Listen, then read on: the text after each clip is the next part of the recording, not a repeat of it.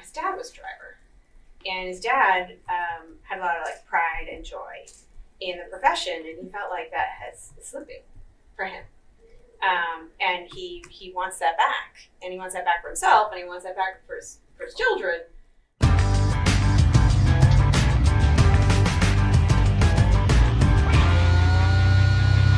That was the voice of FMCSA Acting Administrator Robin Hutcheson during her tour of truck driver and owner constituencies at the Mid-America Trucking Show in Louisville, Kentucky last month. Speaking to a dynamic I have heard from many longtime participants in trucking, has followed transportation deregulation in the fall and money to be made in business in some respects. That's not to discount the success, and yes, loads of justifiable pride that remains. Look no farther than the Mid-America Trucking Show and the Paul K. Young Memorial Truck Show. Catch views of some of the winners via overdriveonline.com/custom-rigs. If that's not evidence of pride, success in trucking, I don't know what is.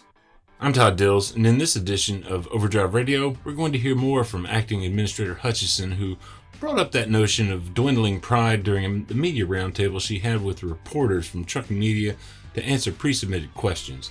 She went on with her anecdote to explain why she brought it up at all.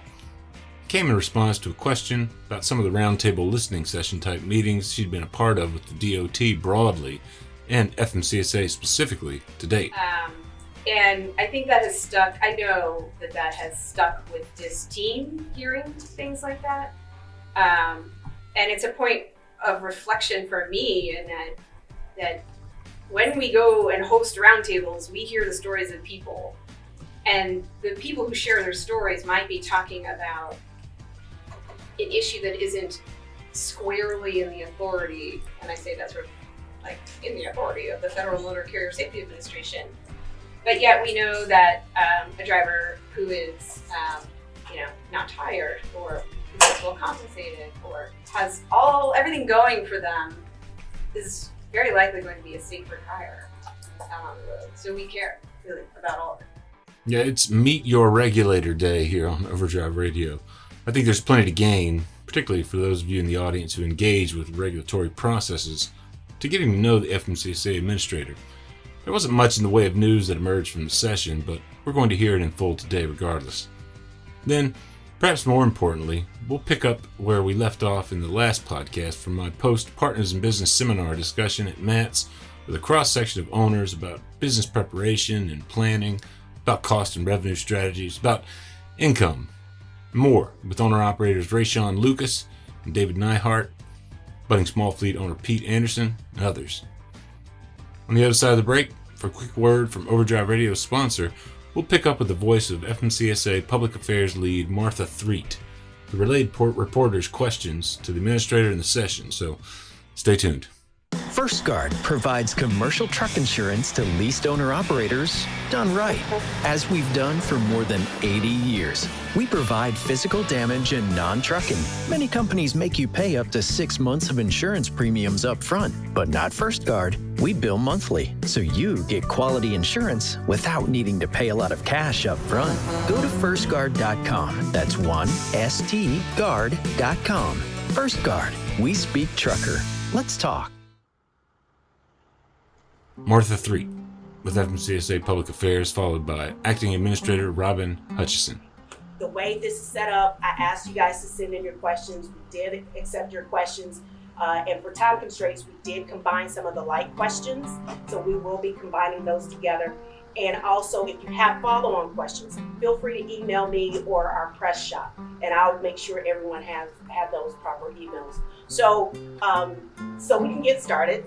Robin, do you want to kick us off with a little bit of introduction? Yeah, thanks so much, Martha. Martha's done a great job inviting you all in and making sure that we made time here in person, which is phenomenal.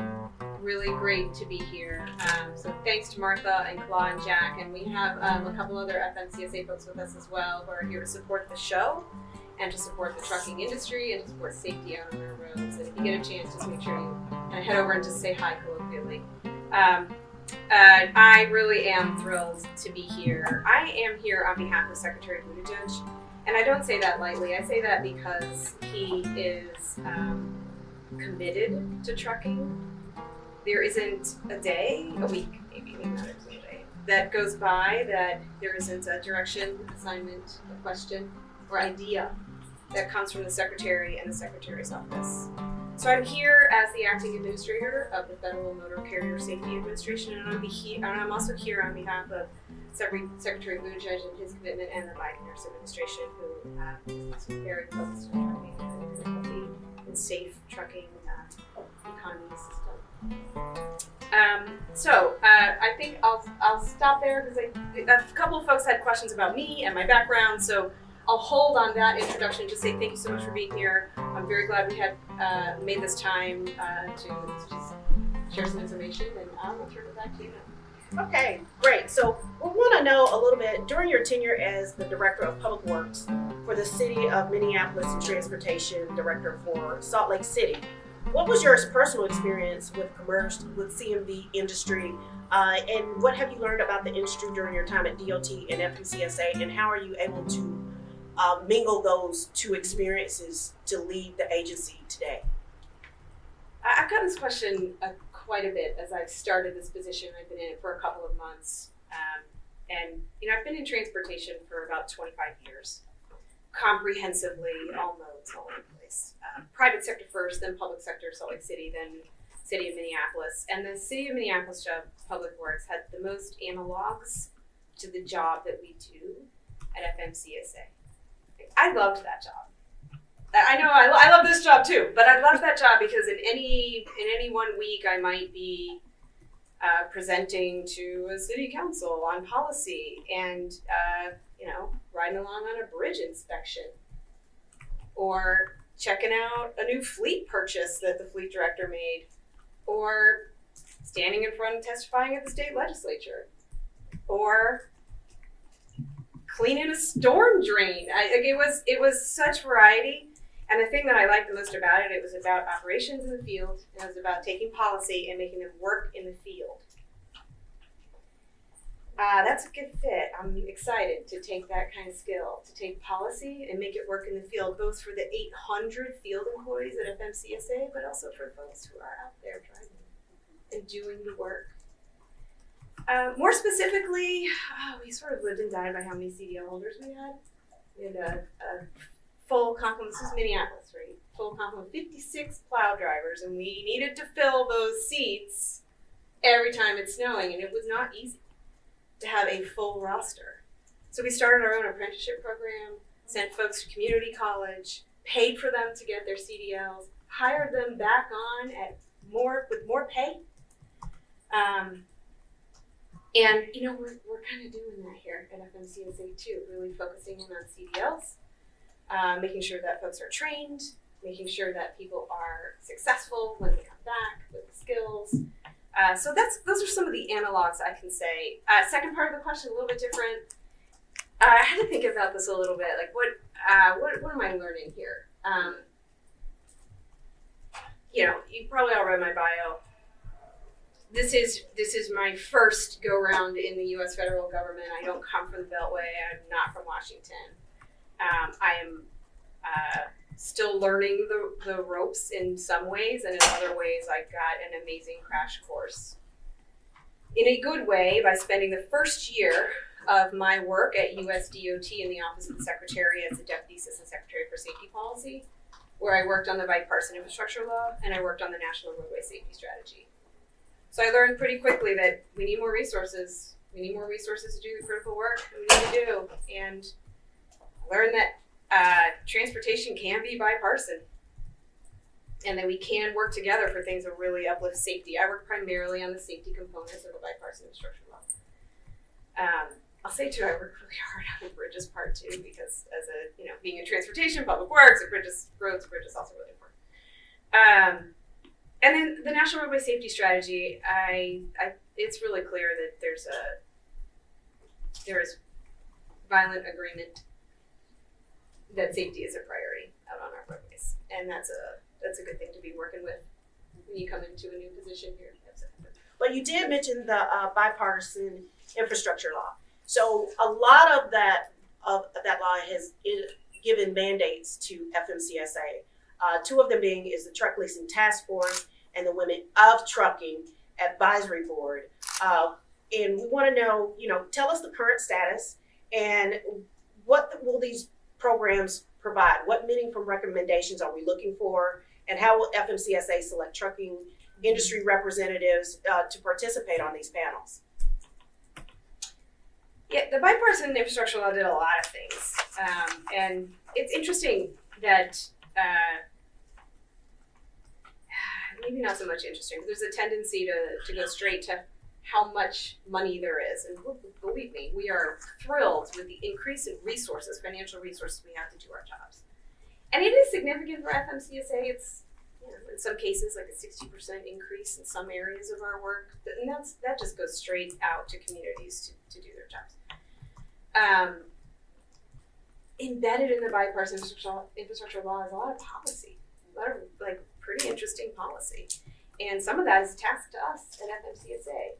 And so there are 2 new groups that we are leading the creation of.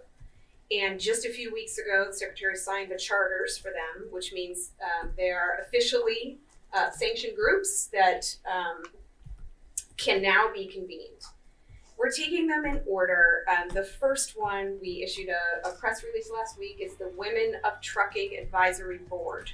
That is an open call for participants right now. We are accepting applications to that. We'll do that review sometime after April 8th. In other words, yes, now. Yet, submissions of applications for participation on the Women of Trucking Advisory Board was extended beyond the 8th with a new deadline of April 15th, or the very day this podcast was released.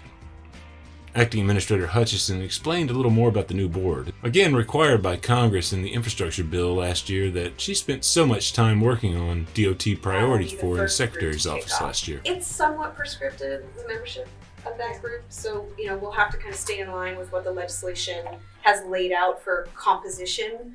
And I mean, I probably should not say a date in front of this big group, but sooner rather than later, we hope to have this group will be up and running. The second group is a task force. It's the Truck Leasing Task Force. Similarly, it's somewhat prescriptive on the membership body. That one, I think I reviewed the last press release. No, I got one more review to go. The press release is imminent. The press release is imminent, and I believe it is sitting figuratively on. Since MATS, as regular Overdrive readers will well know, FMCSA has released that open call for participation in the Truck Leasing Task Force, set to examine equipment lease and lease purchase arrangements around trucking, particularly between motor carriers and prospective equipment owners, and the myriad issues that can arise from those arrangements. Predatory is a common adjective bandied about to describe lease purchases that seem designed to set the operator up to fail, to walk away with nothing to show for it in terms of equity in the paid-for equipment. I know of several owner-operators in the audience who've thrown or are planning to throw their hats into the ring for participation in the task force, all with the experience in such arrangements in their history, some ultimately successful, others clearly designed with no expectation of eventual operator ownership of the equipment. Find more about it at overdriveonline.com, search Truck Leasing Task Force. Current deadline for submissions to participate is Friday, May 6th. Very soon, that task force will be assembled just after the Women of Trucking Advisory Board. They're both going to be influential groups. We intend to use them to be a listening ear to issues on the ground and to use experience from people who live these jobs day in and day out to help us guide our work in the future. So we are really looking forward to getting these started. Okay. I want to go back to the Women of Trucking and speak on that a little bit, because at this event we have a good representation of women in trucking. And I know recently Secretary spent some time with a female trucker. What was his experience? Can you talk about that a little bit? So the Secretary is doing his best. Secretary Buttigieg is doing trips because he's somebody that wants to see it on the ground and wants to meet people and hear the issues and engage. He had a trip to Illinois. It was supposed to be, I have no idea what topic it was going to be on. I don't remember, but Electric vehicles. He said, "Hey, do you think we could just, I really want to do this. I want to do this trip. I want to do a ride along on this trip." Well, I mean, the whole trip became about trucking. We felt a little bit bad for the team that was working on it and everything else. But he spent the morning with a woman named Lola. She drives for a company in Illinois. Lola Thomas Albright is her name. She hauls for Nussbaum Transportation. He did the inspection with her, rode with her to the next location, and there's a great video. It's on YouTube where they just talk about her life as a trucker, what attracted her into the position, why she likes it, what some of her challenges are. She talked about her children and her grandchildren. She talked about this compared to other careers that she's had. And that's just, it's like pure gold to hear stories like that, to have your secretary, my boss, to hear the direct story from a woman who is driving in the industry and to hear challenges and opportunities. Why she's so proud to be a driver. So, I mean, that's pretty great too, just to have the video of that, and I'd encourage you to take a look at that. So the next question is about the Biden-Harris trucking action plan, which created the Driving Good Jobs initiatives that includes listening sessions. So the listening sessions, we got feedback on regulatory actions, some of the things that the administration could do to support good quality trucking jobs. Other than the South Carolina event in December, let's talk about some of the other sessions we've had. What came out of those sessions, and what are the plans for future sessions, if at all? The answer is yes. Well, first, let me go back. That South Carolina roundtable I heard about when I was in my last position as the Deputy Assistant Secretary for Safety Policy, because a lot of the safety concerns were shared at that roundtable, and it really kicked off a lot of work that I did together with FMCSA from the old position. And I'll say that one of the stories that was shared with me by Kala was of a man who shared his experience that his dad was a driver, and his dad had a lot of pride and joy in the profession, and he felt like that is slipping for him. And he wants that back, and he wants that back for himself, and he wants that back for his children. And I think that has stuck. I know that has stuck with this team, hearing things like that. And it's a point of reflection for me, in that when we go and host roundtables, we hear the stories of people, and the people who share their stories might be talking about an issue that isn't squarely in the authority, and I say that sort of in the authority of the Federal Motor Carrier Safety Administration, but yet we know that a driver who is not tired, or who is well compensated, or has everything going for them, is very likely going to be a safer driver out on the road. So we care really about all of it. So the listening sessions are really invaluable, and yes, so now I'm getting to the question. Yes, and this one I've got to look at my notes, because there have been a lot. So we did women in trucking, supporting veterans in trucking, supporting diversity and inclusion in trucking, improving safety in trucking. We did a listening session with union drivers, and in all of these topics range from registered apprenticeships. We did a separate one, registered apprenticeships with trucking carriers. We've met with state industry leaders, community groups, on a whole range of topics, including pathways for formerly incarcerated people into trucking jobs. So these roundtables it's part of this Driving Good Jobs initiative, which has a start and an end. If you look it up online, it'll be this will finish on this date. But really, it's a beginning, because everything that we are hearing and learning, we do a lot of this work together with the Department of Labor. I'll say that too. We're not alone in this. Everything that we're hearing and learning seems more like a start on work than it does a close of what started these roundtables. And we've heard we have heard a lot. We've heard about safety and security. We've heard about detention time and the need to be paid for detention time. We heard about port issues. We have heard about barriers to becoming drivers. I know I'm sitting in a room with folks who cover this day in and day out. You can imagine, and I'm sure you're hearing many of the same things too as you're traveling around and listening and reading stories. You talk a lot about the secretary and his passion for trucking. In recent months, he's always said, and this is something I personally admire also, is the fact that he says truck drivers are essential workers. They most definitely are. He's also mentioned, the problem of detention time and how truck drivers are typically not paid during their hours when they're having to load and unload.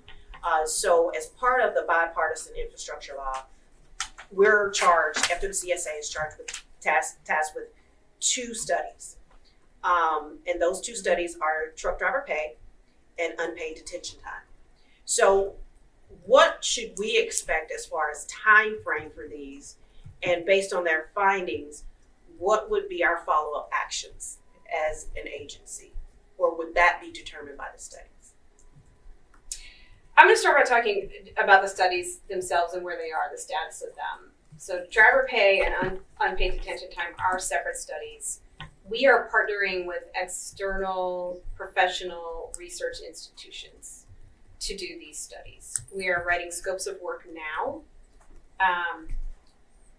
I will say that really good data takes some patience, and wish we could snap some fingers and have this data tomorrow, but we're looking at like 18 months. So just to put that out there, you can ask me every month for the next 18 months and I'll work that time back, but it's going to be, minimum 18 months to get good data. And we are partnering with research institutions because we want the findings to be defensible and usable should we learn things that require us to either partner with creative partnerships, take action, rulemaking. I don't know. I really don't know. But the base data is what we need to make good decisions about what happens next. So I think our plan. I recognize that because these issues are so big for the industry, waiting 18 months can feel like too far away. So I think we're planning to find some milestones where we can report out along the way. We finished this part of a study. What is it telling us? And I think that's going to help a little bit create kind of a roadmap for what we do with the data for each of those 2 separate studies. We just recently launched or announced the Safe Driver Apprenticeship Pilot Program. It's an under 21 pilot program for truck drivers mandated by the bill or Bipartisan Infrastructure Law. Excuse my government jargon. But one of the objectives for this program is to attract more drivers into the industry. And if the results of the pilot show younger drivers are just as safe as other drivers, what would be FMCSA's options? And do you want to talk about the program a little bit, the way it's structured and the importance that the program puts on safety and the emphasis on safety? Yeah. So the Safe Driver Apprenticeship Program is part of larger work on apprenticeships, and we do that part together with Department of Labor. And it's a specific program written into law. And our job is to make the program as safe as it can be. We don't get to make any choices about the program. We just make it as safe as it can be. And to do that, I've been asked several times about what will happen with the data. In fact, someone in this room asked me. I forgot. Yeah, and I gave you a decent answer, but I have a better answer today. I've been asked a few times about when you get the data, what will you do if it shows X, Y, Z? I have since learned that we're not going to launch the program until we have a data collection methodology really solid and really in place. so that when we start the program, we're ready to collect the data immediately and it will be more meaningful. So we won't start this program until late summer at the earliest. When we do, we will have established some motor carrier qualifications that need to be in place. Some of them, one will, that, for vehicles and drivers, that there can not be an out of service order and that crash rates can't be above the national average. That participants can't have a conditional or unsatisfactory safety rating. That certain vehicle technology requirements need to be in place, like forward-facing video event records, automatic transmissions. So we have a number of safety measures, two main things that we want to be in place before this starts. One, all the safety measures, and two, the plan to collect the data. And tomorrow, if you join us at our 10 o'clock session, we'll talk a little bit about it from FMCSA's perspective a little bit at the 10 o'clock session. You can find video in full of that session via Overdrive's YouTube channel in the Trucking Business playlist at youtube.com/overdrivemag. We also launched recently or introduced the entry-level driver training rule. Mm-hmm. So what has the initial feedback been for the initial training rule? And moving forward, how does FMCSA plan to analyze the effectiveness of this rule?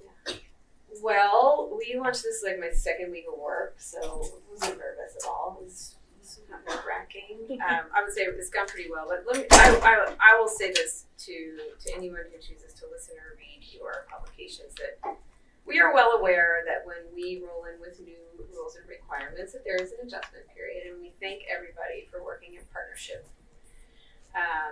And I think it's been a good collaboration. This has been something on the books, in the works for the better part of 10 years. We feel good about its rollout. We had very few issues, hiccups. I asked for daily reports, just tracking any hiccups or issues, questions that were coming in, troubleshooting that we needed to do.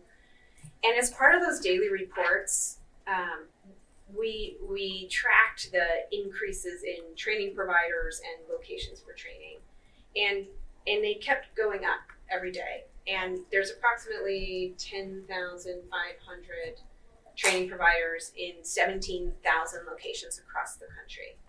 Now we're still getting feedback about this program. We don't launch it and declare victory. We launch it and we troubleshoot and we listen and we make needed adjustments as we learn about things that need adjusting. And I think that's the period that we're in. But by and large, I think we're feeling like this will be an improvement for training. The data sort of said it all, that it's only about a 60% pass rate. People who want to come into this industry deserve to be trained well so that they're successful and want to stay in the industry and so that they're safe on the roadway. And I think that people who are interested in this industry, if we really want to recruit and retrain and address some capacity issues, we gotta have good training. We gotta really train them well. So I'm looking forward to seeing how the data plays out on this. I think we will see some good results, and I think the long term means we'll have better, safer drivers on the road who maybe bring some of the, joy and pride back into driving and are confident and are safe. Going back to something that you worked on with the Secretary is the National Roadway Safety Strategy. Talk to us a little bit about how that fits into FMCSA in our role, because there were very specific modes. And if you guys don't, we refer to our entities in DOT as modes, like modes of transportation. So that's another jargon. But yeah, can you talk a little bit about your activity with that? There's almost 40,000 deaths on U.S. roadways every year. It's 38,000 actually. It's 38,700 actually. I want to be really specific. And I mean, nobody thinks that this is acceptable. This is a problem. When I said violent agreement before, this is a problem that needs solving. Broadly speaking, I'll come to commercial motor vehicles in a moment, but broadly speaking, the Secretary put this as a priority to use his place and position to uplift the problem, to set policy, to list a set of actions that DOT was going to take, and then to call others to action, because it's not a problem that any one entity can solve on their own. So it does just that. National Roadway Safety Strategy, it sets a policy. The policy says that our vision is 0 fatalities on U.S. roadways. And a lot of groups have said this, and the U.S. government hadn't said it before, and now we have. So we're sort of like coming up to the state of the practice where we all agree that 0 is the right number. Getting there is difficult. Nobody thinks this is easy, but everybody thinks it's worthwhile. So second thing it does is it, again, with policy, still on policy, sorry. First thing, policy 0, and through a safe system approach, which means you have to have overlapping things that you do that are redundant. So you create a system. Second thing it does, creates a set of actions that the DOT will take. And within those actions is where commercial motor vehicles will come in. The plan, the strategy was written by really dedicated career staff who have been working in this industry for a long time, primarily from Federal Highways, from FMCSA, and from motor carriers.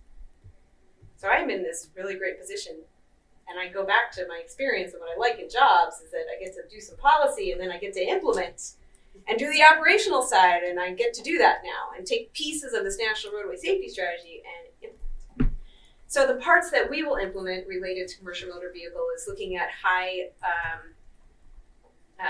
crash incidences and addressing those through equitable and targeted enforcement, the grants that we give to states, looking at vehicle registries. I just talked with someone here about how you really have to watch vehicle registries, so from state to state that people aren't able to have violations be unsafe and transfer their registry somewhere else. That's a main strategy. I think at the heart of it is about safer people and safer drivers. So you'll read a lot in there about creating, drivers who are safe on the roadway.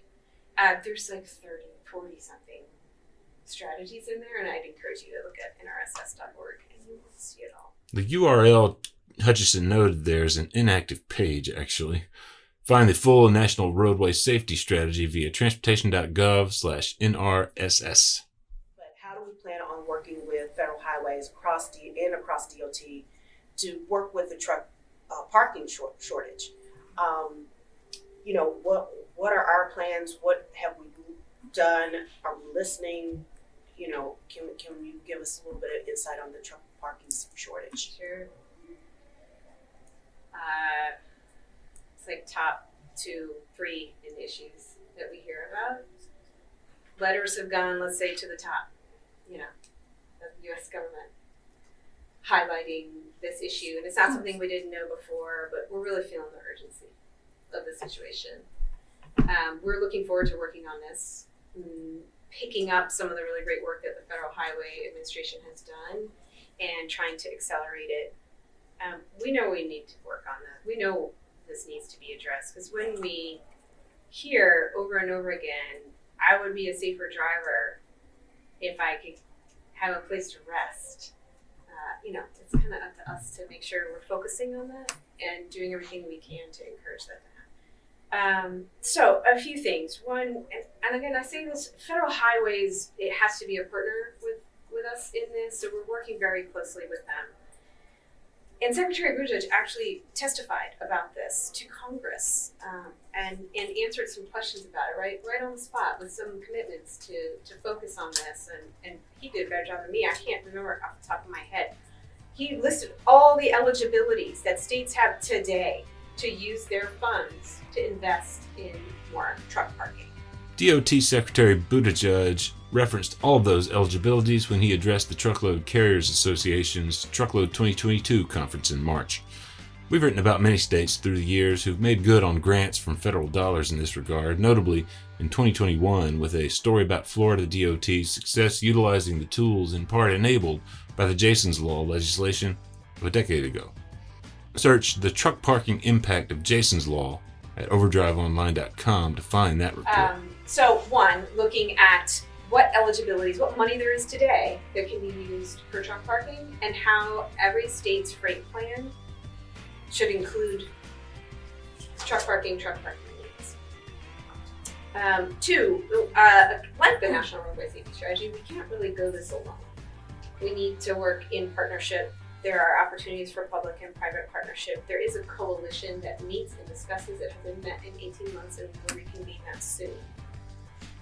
And then, there is also an opportunity. Third thing is FMCSA has grant-making authority, has a fair amount, I think, increased by the Bipartisan Infrastructure Law. Yes, increased by the Bipartisan Infrastructure Law for innovative technology grants. And in some states, I think Kentucky, have used to, yes? No, I shouldn't say it, I'm not sure. Oh, yes. Yeah, okay, so Kentucky is used as an example of where these innovative technology grants have been deployed that will help drivers find open parking. So making sure that states are aware that there's even more than what's in federal highway eligibility, that there are grants that they can apply for and receive that will help match. Just use whatever technology that might help alleviate the stresses of having to find parking through some innovative technology grants. So we'll be talking about more. So I'm still waiting on answers to a few follow-up questions I sent over to the FMCSA administrator, having to do with the data queue system and ideas for reform of the appeals processes in the system that we've reported on in the past. Likewise, the notion of the agency being an advocate toward Congress in the area of overtime pay compensation and the Fair Labor Standards Act's long-time exemption in that regard when it comes to over-the-road driver employees of motor carriers. Keep tuned to overdriveonline.com for further reporting on those issues. Meantime, let's shift gears here back to the post-Partners in Business seminar discussion with our own Gary Books, Mike Hosted from ATBS, and three distinct trucking business owners. Hi, I'm David Nihart, independent business capacity owner with Landstar. Been with Landstar 12 years, 20 years in transportation. I'm Pete Anderson. I'm from Georgetown, Texas. Yeah, I'm Raeshawn. I'm a owner-operator. I'm leased under one of my friends who is the motor carrier. Speaking of the lease purchase contracts, Administrator Hutcheson touched on via discussion of that truck leasing task force. Georgia headquartered Raeshawn Lucas, today owner-operator of a 2016 Kenworth T680 leased to a longtime associate's small fleet, told his own story of chasing lease purchases at business startup. As he notes, such arrangements for new business owners with otherwise shaky credit are often the only option for obtaining equipment in today's world, absent enough cash for outright purchase or huge down payments. Experience from 2014 all the way up until maybe a year or two ago, I was chasing different lease purchase opportunities because I didn't have the upfront capital that I need to go out and get a truck outright. My credit score was less than perfect because of student loan conditions that the military was supposed to pay back but didn't, so that they got back in default. And so when they're looking at the numbers, they're like, hell, you're not taking care of your responsibilities. Why would we assume the risk based on your credit score and your history? We can't work with you. Raeshawn, let me ask you this question. Overdrive Extra contributor, Gary Books. Have you investigated the Small Business Authority capital opportunities? You mean like the SBA? SBA? Yeah. I have, and the only reason I have not been able to capitalize on the SBA is timing, nothing other than timing and circumstance. At the time that I was trying to get with the SBA, that was when they came up with the PPP loans. They got flooded. They were not set up to handle that influx of people all at one time. So they had to go out and lend authority to other people to accept those business proposals on behalf. And they were getting so many issues where the banks were making up their own regulations. They wasn't following the regulations of the government, and they were taking care of big clients. And big clients were smart enough to hire lawyers to go in. So I couldn't take advantage. We did 4,000 PPP loans for our clients, so we did not help the flood. That's the voice of Mike Hosted, Vice President with Owner-Operator Business Services provider ATBS and Overdrive's partner in the Partners in Business series. Gary Books tells the story in brief and what follows of a client owner-operator of his who had some success with SBA financing. The reason I brought it up is I have a client who just secured a small business or SBA loan for over $50,000 to refinance. Actually, he used it to refinance some credit card debt he's been carrying for a long time, repairing a leased fleet truck so he got approved for that, and just in the last couple of weeks. So I would, especially being a veteran, because sometimes there are pigeonhole. I would encourage you to dig deep and investigate, and if you need help, ask questions. Maybe we can help find something. That's my purpose for being here, and that's what I've been doing. I do a lot of research since then. We're talking about things that I've learned over the time. It doesn't have a timestamp on it, so I've learned what to do and how to maneuver now. But the reason why I couldn't take advantage of those opportunities was because of timing and procrastination. Because I was working, my mind was so focused on meeting my numbers a week that I couldn't necessarily take off time. I'm 35 years old, I'll be 36. I've never had a vacation in my entire life. But I've paid for vacations for, my wife and paid for things of that nature. I've watched kids in college go to spring trips and stuff like that, and I can't. Because I know when I come back, all those bills are going to be sitting there waiting for me, and then they get into that revolving situation that they can't dig themselves out of. Yes. So what I'll tell you, and this is a management tactic, but for managing people, but you can apply it to yourself too. And the big deal and the big problem is people get caught in the whirlwind of everyday everything. It's a whirlwind, and it's just so easy to get lost in it. But when you're managing people or even yourself, you really have to focus and set aside time every day, every week, and just do it like clockwork to think about the bigger picture and the big things you need to focus on. Because if you don't set aside the time to do what you need to do, you're never going to get to it. You're just going to be in the whirlwind the rest of your life, and it's just a hard place to get out of. And that's why I'm more of a spontaneous person now, because I recognize over the years that if I don't do it now, I'm going to forget about it, or another issue is going to come up. So me being here, I even wagered me being here because I was like, I need to hit my numbers for the week. But I also want to build a business and network, so I need to set myself up for the future. So I took a hit being here so that I could network and find out things that are going to be beneficial to me down the road. But it's all tax write-off too. So. Yeah, those things that I had issues with, I've learned how to deal with them now. And me being here now is just me formulating a strategy of how I want to go about it. That's great. Yep, and you're formulating it, but again, make sure you set aside that time to continue working on it, because if you don't, all this will be wasted. I do.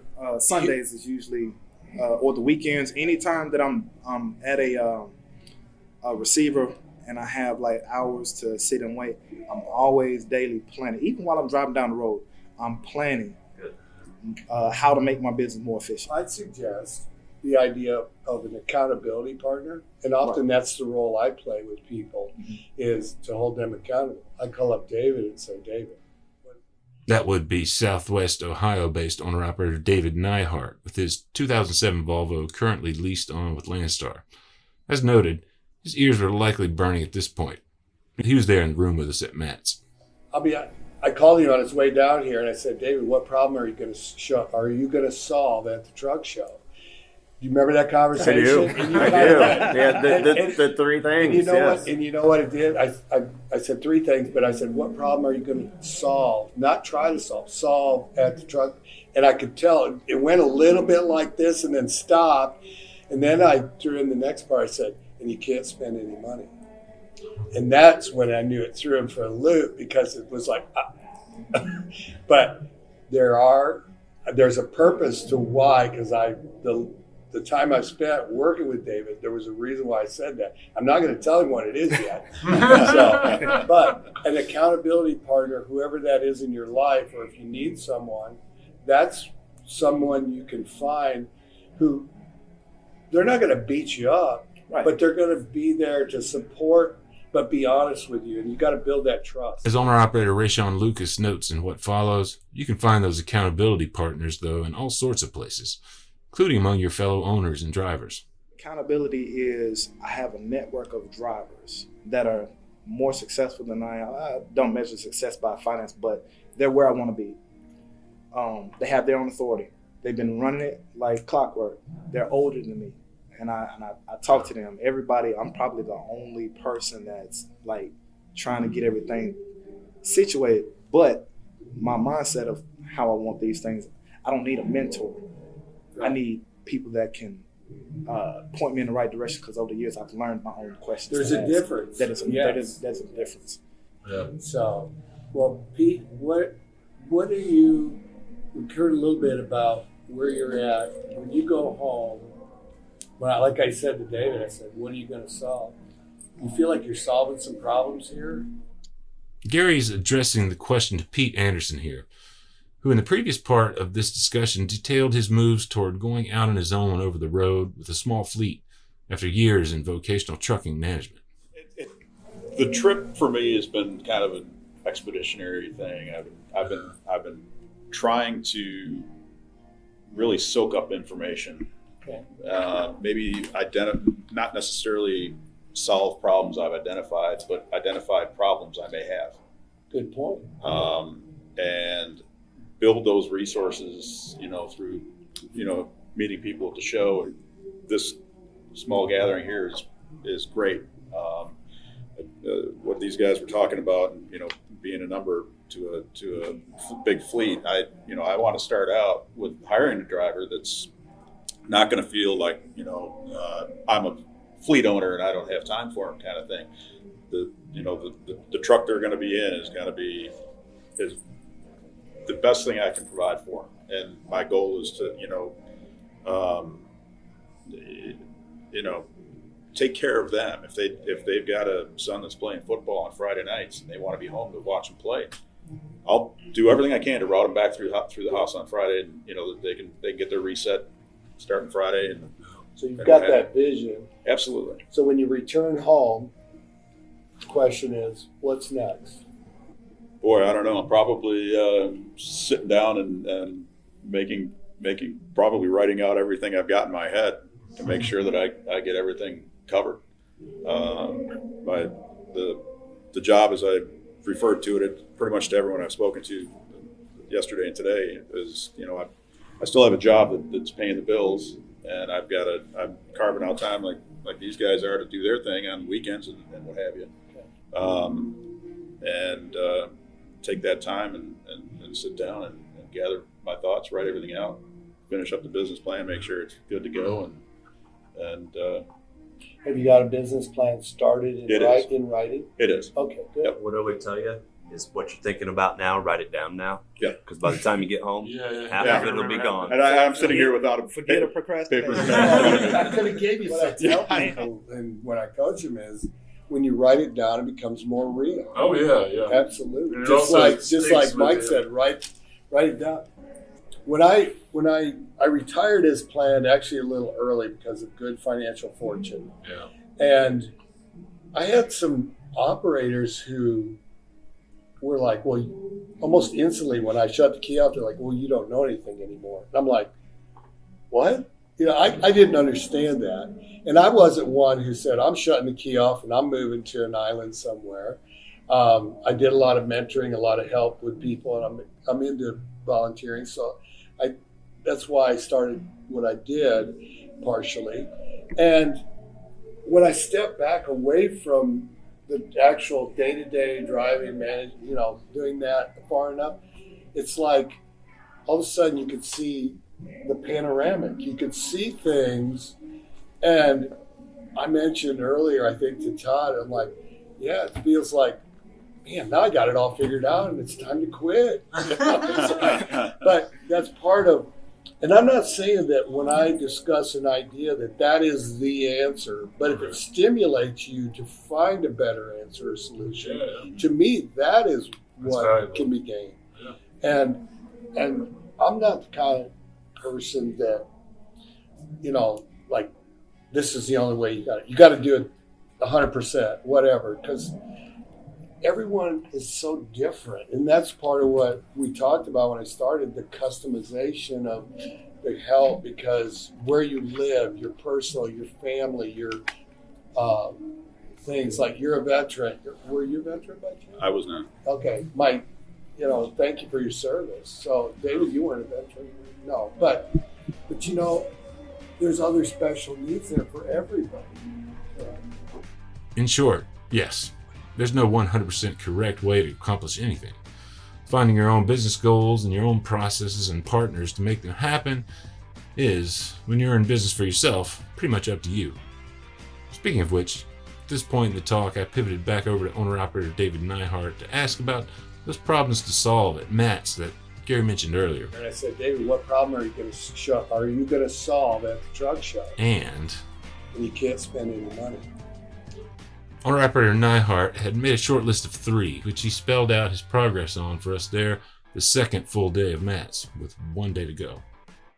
Yeah, I was going to focus on spending time with my carrier, networking, attending the safety meeting, get the value added there, work on my relationships, the relationships that I've already built over the years, make contact with the friends. I wanted to meet a bunch of people that I knew on Facebook only, seek them out in the flesh, shake their hand, make the connection, the eye contact, and get to know them better, and then solve my number one issue in the industry, which has been pretty much the same thing for the last decade, has been maintenance. Just getting a better handle on maintenance in my personal business and in my operation. And like Gary was talking about, I've been trying to be proactive, not reactive, my entire career with the maintenance, because I come from a very mechanical background, bit of a gearhead, born and raised in Southern California, the birthplace of hot rodding. But so I understand it, but I'm always struggling with finding the service provider that is willing to go above and beyond and do all the processes and procedures that I want done on my equipment versus just doing the slam, efficient, in and out the door. They want to turn you like a number and maximize their revenue, whereas I really need a little bit more personal service. And my equipment, I haul a lot of hazardous materials, so maintenance, I'm averaging 1 DOT random inspection a month for the last 4 months straight. Literally, I've been pulled over, lit up for a roadside, lit up for a roadside. I've been pulled around back 3 times, and there's nothing on my equipment that would visually, detract or indicate that I run around with a flammable bullseye on the side of the trailer all the time.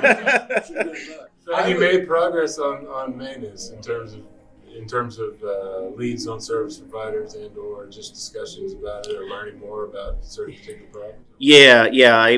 I've been able to visit a lot of the solution providers that I've been utilizing and working on that relationship, and actually looking at becoming a possible dealer for a couple of product lines. Yeah, so. I would say this I mentioned find that home shop so that you can schedule that during your scheduled time off, so it doesn't have that lost opportunity cost, because that's so expensive. And you can't get the relationship developed with just 1 or 2 visits with your truck. You want to go into that service manager and you want to talk to them about, hey, these are going to be my needs. Are you interested in working together? And then actually allow them to do what you might think are kind of trivial things, or you'll think you're saving money. Like, hey, I'm going to drop it off. You've got a key. Put it in the shop. I want you to grease it, double check if there's a brake adjustment, if there's something else. I would tell my shop, you see it, you fix it. And not worry. And I trusted them enough. And when they're invested in you like that, they are actually in the long run going to take better care of you. People think, they'll take advantage of you. They know that if they do that, you will be gone. You will not be that trusted customer. You'll lose each other. But when you have an influx of people that need repairs, sometimes that argument falls on deaf ears because they don't care. Well, go elsewhere because somebody is waiting to fill your slot. When you build the That's relationship, I've actually, so for example, the shop I used, I had an injector go out, and I called them. It was like NASCAR. I mean, I pulled in, they were pulling it out. Oh, to have some good canned audio of one of those high-speed ratchets at the racetrack, eh? For plenty of detailed advice and ideas in so many owner-operator business areas, you can download the updated 2022 edition of the Overdrive ATBS Partners in Business Manual via overdriveonline.com/PIB. Find plenty of Gary Buck's writing via that page as well. And visit the tax specialists and biz consultants of ATBS via atbs.com. Here's a big thanks to owner-operators Lucas and Nihart and Pete Anderson as well for their time. If you missed part 1 of the talk, catch it in the feed wherever you get your podcasts or visit overdriveonline.com/overdrive-radio. Overdrive Radio is a production of Overdrive, the voice of the American trucker. It's edited and produced by me, Todd Dills, with acoustic guitar and other additional support from Overdrive Extra contributing writer and trucker-songwriter Long Haul Paul Marhover. The podcast is backed up further by Overdrive news editor Matt Cole, social media coordinator Holly Young, and executive editor Alex Lucky. Until next time, keep it proactive.